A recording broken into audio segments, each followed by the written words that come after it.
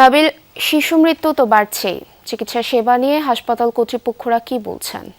পুরবী এক এক করে মৃত্যুর সংখ্যা 60-এ গিয়ে দাঁড়ালো এবং এই মৃত্যুর মিছিল কোথায় গিয়ে থামবে সেটি এখন পর্যন্ত আসলে খুব নিশ্চিত করে স্বাস্থ্য বিশেষজ্ঞরা বলতে পারছেন না। কারণ যে সংক্রমণ আসলে এখনো যে নিয়ন্ত্রণে সেটি বলা যাচ্ছে না। কারণ হাসপাতালগুলোতে এখনো ভর্তি রোগীর সংখ্যা এবং রোগী ভর্তি প্রতিনিয়ত হচ্ছেন। যদিও ঈদের ছুটিতে হাসপাতালের চাপ কিছুটা কম, স্বাস্থ্য বিশেষজ্ঞরা মনে করছেন অনেক অভিভাবকই আসলে ঈদের সময় হাসপাতালে আসতে চান না। ফলে এই যে চিত্র, মানে ঈদের যে চিত্র, সেটি আসলে সংক্রমণের আসল চিত্র নয়। ঈদের ছুটির পর হাসপাতালের আসলে যদি চিত্রটা পাল্টায়, অর্থাৎ হাসপাতালে রোগীর ভর্তির সংখ্যা যদি বাড়ে, তাহলে বোঝা যাবে যে এখন পর্যন্ত সংক্রমণ নিয়ন্ত্রণে আসেনি।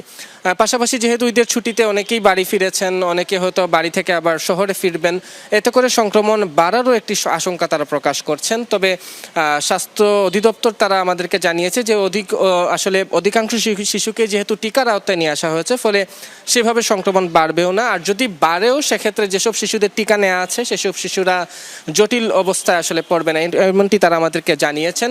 এর বাইরে স্বাস্থ্য বিশেষজ্ঞ তাদের কিছু পরামর্শ রয়েছে। প্রথম পরামর্শ হচ্ছে যে যেই শিশুরা আসলে বাড়ি ফিরেছেন তাদের যাতে স্বাস্থ্য সুরক্ষা নিশ্চিত অভিভাবকরা করেন, সেটি তাদের পরামর্শ রয়েছে।